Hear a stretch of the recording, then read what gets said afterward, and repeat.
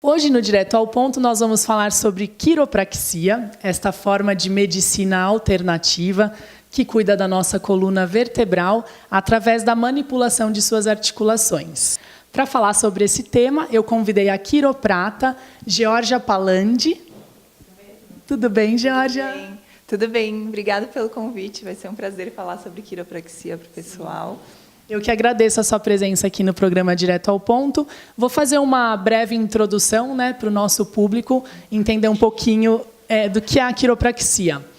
Então, assim, todo mundo sabe que o nosso corpo ele é comandado pelo cérebro, e o cérebro precisa se comunicar com o resto do corpo, com os outros órgãos, e para isso ele usa um grande feixe nervoso, que é o nosso maior feixe nervoso, que é a medula espinhal. Ela passa no meio da coluna. Dela saem outros feixes menorzinhos, que são os nervos, que vão levar as mensagens do cérebro, e o cérebro vai receber a mensagem desses órgãos por esses canais de comunicação, que são os nervos. Se acontecer qualquer probleminha entre as vértebras aqui, esses canais de comunicação podem ser prejudicados, e a boa comunicação entre cérebro e os órgãos acaba. Se instala um quadro de má comunicação. Essa má comunicação vai poder gerar doenças, dores, e sintomas desagradáveis.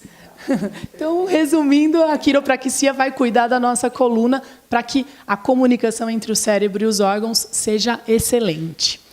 Eu queria que você começasse falando para nós quais são as três principais funções da nossa coluna vertebral. Então, as três principais funções, a primeira é a sustentação do peso do corpo. Então, para a gente se manter ereto nessa posição que a gente está conversando agora, é graças à nossa coluna e a esse empilhamento de vértebras, esse empilhamento de ossinhos, tá?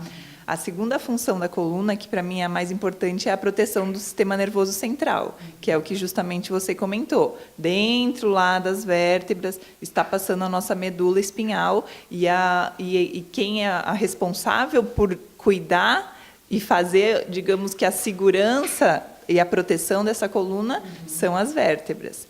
E a terceira função da nossa coluna é permitir que o corpo tenha movimento. Então, imagina só, se não fossem várias vértebras, vários ossos articulados, a gente não ia ter a possibilidade de se movimentar, de inclinar, de fazer a rotação do nosso tronco. Então, basicamente, são essas três funções principais da nossa coluna, exatamente. Eu sei também que um conceito fundamental para a quiropraxia é a subluxação vertebral. É um nome, às vezes, que pode assustar, um pouquinho difícil, mas é importante entender o que é uma subluxação para entender como a quiropraxia funciona. Então, eu queria que você explicasse para o nosso público o que é a subluxação vertebral. Eu acho que é mais fácil para o pessoal que está assistindo a gente entender o que é uma subluxação, trazendo o contexto de luxação. Luxação, a maior parte das pessoas conhecem, que é normalmente quando a gente tem alguma queda ou algum trauma, onde um osso ele sai ou ele desloca totalmente fora do lugar. Então, eu posso ter uma luxação de ombro, eu posso ter uma luxação de quadril, tá? E o que é a subluxação? É um deslocamento menor, é um deslocamento pequenininho, tá? Então, eu vou mostrar aqui na coluna para vocês o que seria essa subluxação. Normalmente, a coluna ela precisa estar sempre num alinhamento perfeito, tá? Esse alinhamento, muitas vezes, é comprometido por um pequeno desvio. Esse desvio é o que a gente chama de subluxação. Não só o desalinhamento, mas o que o desalinhamento vai gerar no nosso corpo. Como vocês podem observar aqui, na lateral da coluna, a gente tem vários nervinhos amarelos, tá? Então, quando a gente tem um desvio, essa subluxação ela vai gerar um pequeno pinçamento, ela vai gerar um pequeno estímulo diferente. Vai fisgar o nervo, né? Nem sempre vai fisgar, mas assim, ela vai gerar um estímulo diferente. Então, eu posso ter um hipersinal nesse nervo, ou eu posso ter um hipossinal. Então, vou dar um exemplo. Se esse nervo está mandando informação para o meu estômago, eu posso ter uma gastrite, eu posso ter uma má digestão, eu posso ter um hipersinal de uma irritabilidade no meu estômago muito grande, ou um hipossinal. Tá? Então, é mais no contexto de ele prejudicar a função normal dessa inervação. Jorge, quais são as principais causas de uma subluxação vertebral? As causas principais de uma subluxação são divididas em 3 tipos de estresse principais: o estresse físico, o químico e o emocional. O que seria o estresse físico, que eu acho que é o que mais acomete as pessoas hoje em dia? É a questão de postura. Hoje em dia a gente usa muita tecnologia, né? Então a gente está fadado a usar notebook, computador, celular, que é um grande veneno para a coluna hoje em dia. As próprias quedas, os acidentes que a gente tem ao longo da vida, sim, tudo isso entra dentro... No grupo do estresse físico. E só para fazer uma pausa, que tem os outros 2, né? O químico e o emocional. Mas falando dos físicos, ainda entra aí queda, a má postura que você falou. Isso eu queria fazer uma pausa aqui, porque muitas pessoas hoje trabalham sentadas, né? E muitas pessoas na frente do computador. Então, a tendência é a pessoa ir se curvando, né? E encolhendo. Isso é muito comum. Hoje em dia, todo mundo tem celular e passa muito tempo olhando para o celular. O celular também causa esse encolhimento, assim, né? Essa curvatura, mudança da curvatura. E eu até, como professora de yoga, também presto muita atenção na postura, sei o mal que uma má postura pode fazer. E a humanidade está literalmente se curvando perante a tecnologia. Se curvando de uma maneira bem danosa, né? Então, aqui, olha, aqui é um alerta, né, para as pessoas cuidarem de sua postura. Isso vai influenciar muito nos adultos daqui uns 20, 30 anos. Por quê? Antigamente, as pessoas trabalhavam mais no pesado, né? Então, a gente via muito mais problema na região lombar, né? Hoje em dia, a tecnologia está trazendo muito mais problemas cervicais para a clínica. E, assim, jovens, você vê mães aqui trazendo seus filhos com 13, 14 anos, que não é para uma pessoa com 13, 14 anos sentir dores nas costas, dores no pescoço. E quando a pessoa vem, a gente faz a avaliação desse adolescente, a gente já vê que tem problemas graves acontecendo na coluna dele por conta dessa tecnologia. Porque hoje em dia a gente vê uma criança de 2, 3 aninhos já ali vidrada no tablet. Né? E vai usando o tablet ou celular, o ser humano fica muito tempo com a cabeça abaixada, né? Passando do limite do saudável, né? Porque a movimentação, né, é importante. Mas esse movimento repetitivo, com o passar do tempo, pode gerar processos de artrose, hérnias de disco, é complicado mesmo. Bem, você falou do estresse físico, e daí quais seriam os exemplos de estresse químico e exemplos de estresse emocional? O estresse químico é basicamente tudo que a gente ingere. Então, são os alimentos, a qualidade dos alimentos que a gente ingere, os vícios, né? Então, o cigarro, a bebida, a gente nem precisa falar que maltratam muito o nosso organismo. E os medicamentos, que grande parte dos pacientes também que chegam na clínica, chegam tomando grandes quantidades de analgésico e anti-inflamatório, que... de certa forma, vão gerar um problema secundário no fígado, no estômago, no rim. Então, isso seria basicamente o que a gente considera como estresse químico. E o estresse emocional? E o estresse emocional, que está aí em qualquer situação do nosso dia a dia. Eu comento assim com os pacientes que não é que você não tem que ter nenhum tipo de estresse emocional na sua vida, mas você tem que ter um equilíbrio. Não ter um excesso de estresse emocional. Né? Porque quando ele está em excesso, ele produz um nível maior de cortisol no nosso corpo, e esse cortisol vai contribuir para a gente gerar mais tensões na nossa coluna e automaticamente desencadear mais quadros de dor. Então, o estresse emocional é um grande vilão aí que está por trás da nossa saúde. E eu vi um dado muito legal no seu vídeo falando sobre as quedas, né? E eu fiquei impressionada, nunca tinha parado para pensar nisso, que uma criança até 5 anos, quantas vezes ela vai cair? Em torno de 2.000 quedas ela vai ter, sendo que dessas 2.000, umas 100 vão ser consideradas graves. Se o pessoal tem alguma criança no seu convívio, observa quantas vezes uma criança cai no dia. A grande ideia é você perceber que os desvios que a gente encontra na coluna de um adulto não são gerados na fase adulta. Normalmente, esses desvios eles são gerados na nossa infância, que é onde o nosso corpo está ainda em desenvolvimento, e ele acaba se desenvolvendo em cima de uma estrutura que vai ficando desalinhada. Então, a ideia assim, de prevenção, a quiropraxia trabalha fortemente com isso. Eu comento muito com os meus pacientes que quanto antes eles trazem os filhos para fazer um cuidado, uma prevenção, melhor, porque isso lá na frente vai fazer a grande diferença nessa coluna.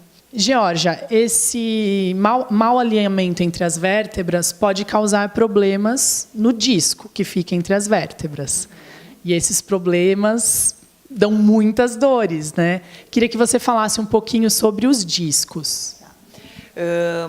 O problema que você fala são as hérnias de disco, né? Popularmente conhecida pelos pacientes. Realmente, o alinhamento das vértebras contribui muito para uma saúde do disco. Porque o que é esse disco? Ele é como se fosse o amortecedor da nossa coluna. Então, por exemplo, eu tenho entre as vértebras o disco, ele serve para separar essas vértebras e abrir caminho para o nervo. Só para o pessoal entender aqui, né?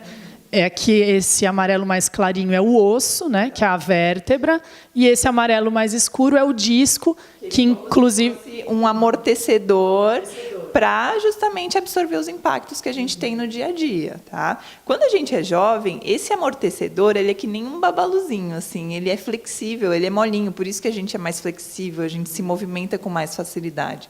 Conforme vão passando os anos, esse disco ele vai ficando mais rígido. Então, por isso que a lesão no disco, depois dos 35, 40 anos, acaba sendo mais comum. Se a gente tem bons hábitos, a gente consegue frear isso.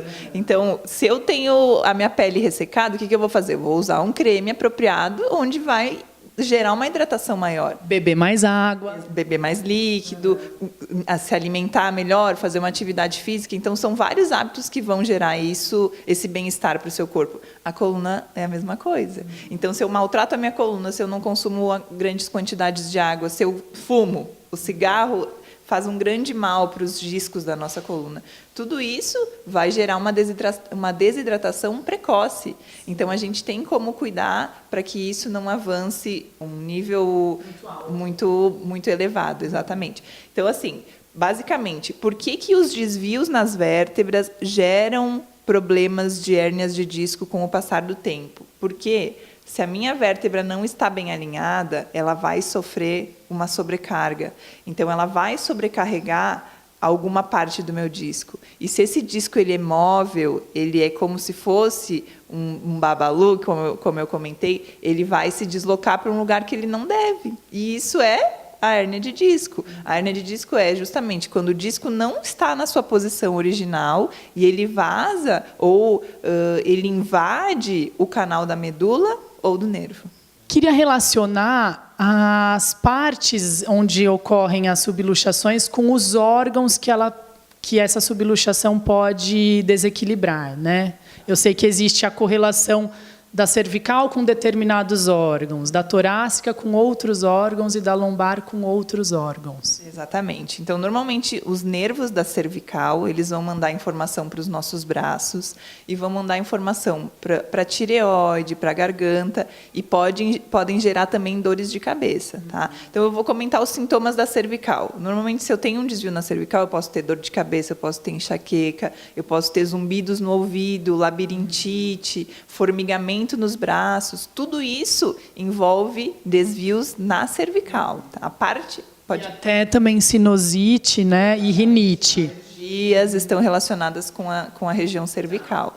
Na região dorsal, que é a região do meio da coluna, você pode ter dores nas costas, mas você pode ter problemas de asma, problemas respiratórios, gastrites, problemas de intestino, essa parte de fígado, exatamente, fígado, as suprarrenais, tudo isso está mais relacionado com a região dorsal. E na questão da lombar, a gente pode ter formigamento e adormecimentos nas nossas pernas, né, que é o que a gente vê mais comumente acontecer na clínica, mas a gente também pode ter sintomas como cólica menstrual, intestino preguiçoso ou intestino hipersensível, sabe quando a pessoa tem aquela sensibilidade muito grande no intestino, problemas de próstata, hemorroidas, tudo isso está relacionado com desalinhamentos que ocorrem lá na região lombar. Uhum. Bem, normalmente as pessoas que estão com uma dor na coluna ou com alguma outra dor no corpo num primeiro momento, elas vão recorrer aos analgésicos e aos anti-inflamatórios. Mas isso é muito perigoso quando isso se torna comum, porque esses remédios, essas drogas, vão ficar mascarando o problema, mas não vão curar a raiz do problema, né? Então, a gente tem que ir atrás da raiz dos problemas. E a quiropraxia tem muito essa proposta de curar a raiz, né? Com essa visão de que muitas vezes a raiz de problemas do nosso corpo pode estar nesse desalinhamento da coluna. A partir disso, vocês, né, também trabalham com um princípio que pode ser chamado de autocura, ou também, né, de inteligência nata. Eu queria que você explicasse para o nosso público, que eu acho que é um princípio muito importante do grande público conhecer. Exatamente. Sempre que um paciente me procura para curar uma hérnia de disco, por exemplo, eu falo que eu não tenho essa capacidade de curar uma hérnia de disco.